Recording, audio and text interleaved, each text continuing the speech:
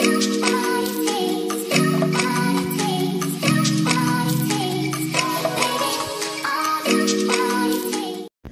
Morning উত্তরণ family, দেখা হচ্ছে একটা নতুন ব্লগে। আজ 17 সেপ্টেম্বর, বাঙালিদের কাছে ভীষণ একটা ইম্পর্ট্যান্ট দিন। আজ হচ্ছে বিশ্বকর্মা পুজো এবং গতকাল ছিল রান্না পুজো। ছোটবেলায় মা বাবার সাথে রান্না পুজোর নিমন্ত্রণ খেতে যেতে বেশ মজা লাগতো। স্পেশালি আমার ফেভারিট ছিল ইলিশ মাছ ভাজা আর ইলিশ মাছের তেল দিয়ে ভাত খাওয়া। তোমাদের ফেভারিট কি ছিল শেয়ার অবশ্যই করো কমেন্ট সেকশনে।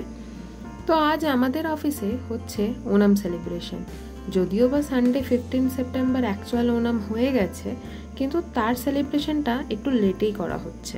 কারণ অনেক এমপ্লয়ি যারা কেরালা থেকে বিলং করে তারা দেশের বাড়ি যায়, তো যাতে সবাইকে নিয়ে সেলিব্রেশনটা হয় তার জন্য একটু লেটেই করা হচ্ছে।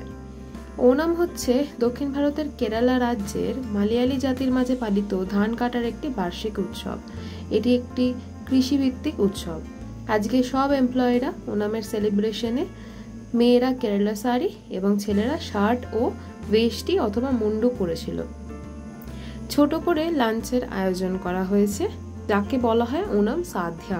তার সাথে ছিল ওনাম রিলেটেড পুকোলম। পুকোলম মানে এই ফুল দিয়ে যে কলাকৃতিটা করা হয় সেটাকে বলা হয় পুকোলম। আগের দিনও আমাদের হসপিটালে একটা কম্পিটিশন হয়েছিল, সেখানে সেকেন্ড প্রাইজ পেয়েছিলাম আমরা। আজকে জাস্ট ডেকোরেশনের জন্য আমাদেরই হসপিটালের এমপ্লয়িরা মিলে এই ডেকোরেশনগুলো করেছে। তো এখানে একটা সেলফি বুথ ছিল, সবাই মিলে আমরা ফটো ক্লিক করলাম, তারপরে চলে গেলাম ওনাম সাধ্যা খেতে। মানে ওনামের স্পেশাল কেরালা রাজ্যের কিছু টাচে খাবার। তো খাবারগুলো দেখে নাও কি কি ছিল। ছিল বানানা চিপস, তার সাথে ছিল 2 রকমের চাটনি, কোকোনাট চাটনি, তার সাথে 4 রকমের সবজি ছিল। তারপরে ছিল সাদা ভাত ছিল, তার সাথে হচ্ছে ডাল, ডালের সাথে দিয়ে দিল ঘি। তারপরে ছিল লাড্ডু, পাঁপড়। তো চলো খেয়ে নেওয়া যাক, কারণ এরা তো দিয়েই যাবে, আমাকে তাড়াতাড়ি খেতে হবে। খেতে ছিল ভীষণই টেস্টি। তারপরে চলে আসলো পায়েস, ডালের পায়েস ছিল, আর একটা ছিল রাইস পায়েস, আর লাস্টে ছিল আইসক্রিম। সন্ধ্যেবেলা আবারও খিদে পেয়ে গেছে, সবাই মিলে আমরা এমনি কাজ করতে করতে সেই ফাঁকে চলে আসলো সুইট কর্ন। সুইট কর্ন খেয়ে আজকে অফিস শেষ করে চললাম বাড়ির উদ্দেশ্যে। সকালবেলা মোটামুটি 9টা থেকে 5টা অবধি আমাদের ডিউটি আওয়ার্স, আর 5টাতে তো আমার অফিসে থেকে মানে ছুটি হয় না, বেরোতে বেরোতে প্রায় 6:30 বেজেই যায়। তারপরে বাড়ি পৌঁছতে মোটামুটি আমার বেজে যায় 8টা, 8:30। ট্রাফিক যদি কম থাকে তাহলে আমি ফাস্ট পৌঁছে যাই, ট্রাফিক যদি বেশি থাকে সেই ক্ষেত্রে আমার বাড়ি পৌঁছতে অনেকটা লেট হয়ে যায়।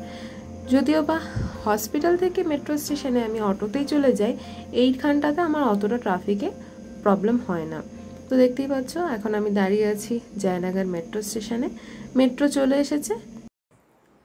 তো এই কিছুক্ষণ আগে জাস্ট বাড়িতে ঢুকলাম, ফ্রেশ হলাম। প্রায় বাজে 9টা, 8:30টার মধ্যে পৌঁছে গেছি বাড়িতে। আর মা আজকে দাদার বাড়িতে গেছে, অটো বুক করে দিলাম।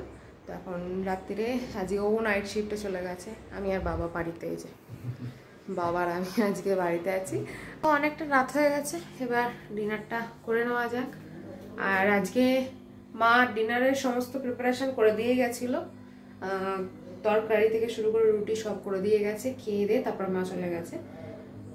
তো আজকে আমাদের রাত্রিরে ডিনারের মেনু হচ্ছে এই যে আলু পনির দিয়ে একটা মা তরকারি করেছে, এটা হচ্ছে ডাল, তার সাথে হচ্ছে রুটি, আর আমি খাচ্ছি হচ্ছে এই যে নিউট্রেলার তরকারি আর পনিরের তরকারি আর রুটি।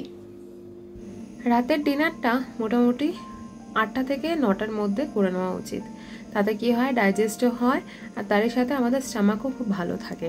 তো এখন চেষ্টা করি ওই জন্য রাত্রিবেলা মোটামুটি 9টা, 9:30টার মধ্যে অফিস থেকে ফিরে তাড়াতাড়ি করে ডিনারটা করে নেওয়া। দুজনেই খেতে বসে গেছি, আমাদের ঘরে কোনো রকম ডাইনিং টেবিল নেই, আর মাটিতে বসে খেতে সত্যি খুব ভালো লাগে।